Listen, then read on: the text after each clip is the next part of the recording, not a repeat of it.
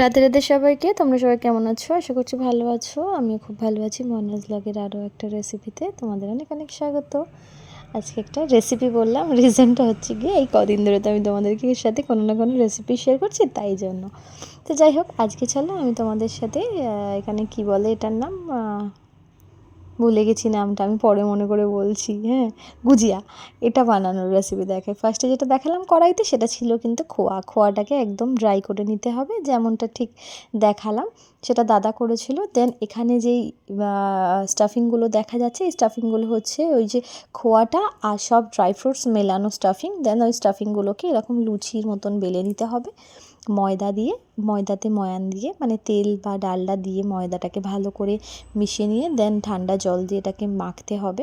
মাখার পরে এরকম পাতলা পাতলা লুচির মতন বানিয়ে নিয়ে দেন এটার ভেতরে স্টাফিংগুলো দিয়ে, দেখো যেমন দাদা বানাচ্ছে ঠিক এক্স্যাক্ট ওরকম করে বানাতে হবে।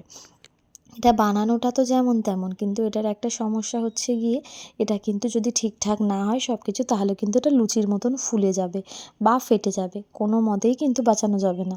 আর এটা বাঁচালে সবথেকে বড় প্রবলেম হয়ে যায় কি, যে তেলটা যেন পুরো নষ্ট হয়ে যায়। কারণ খোয়া বা ড্রাই ফ্রুটস কিছুই যদি লিক হয় কোথাও থেকে বা ফুলে ফেপে যদি কোথাও থেকে বেরিয়ে যায়, তাহলে তেলটা পুরো একদম নষ্ট।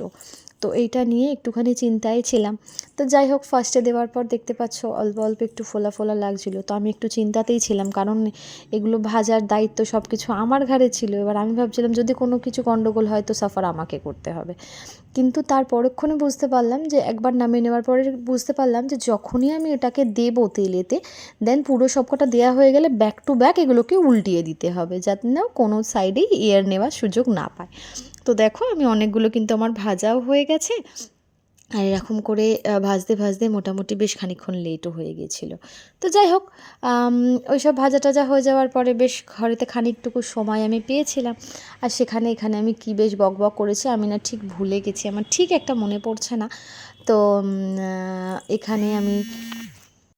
এখানে খানিকটুকু বকর বকর করার পরে তারপরে এবার এই যে চিনি এসেছিলো আমাদের ঘরে, তখন আমাদের কালকের জন্য রসুন টসুন ছাড়ানো হচ্ছিলো, সবাই একসাথে আমরা বসেছিলাম আর সেখানে চিনি কিনে খেলাধুলা হচ্ছিলো, এখানেও কথা বলছিল, সেই সবগুলোই আমি আবার ক্লিপিং নিচ্ছিলাম। আগের বারেও এই ভিডিওগুলো আমি দিয়েছিলাম, বাট আগের বার জানো তো আমি প্রপার সেরকমভাবে আমি রেসিপিগুলো মেবি শেয়ার করতে পারিনি। ওপর যতটুকু হয়েছিল ততটুকু আমি শেয়ার করেছিলাম, কিন্তু সেটা কিন্তু এবার আমার অনেকটা হেল্প করেছে, মানে সেই ভিডিওগুলো অনেকটা হেল্পফুল হয়েছে, কারণ আমি এবার মোটামুটি ভুলে গেছিলাম এখানে কী কী ছিল।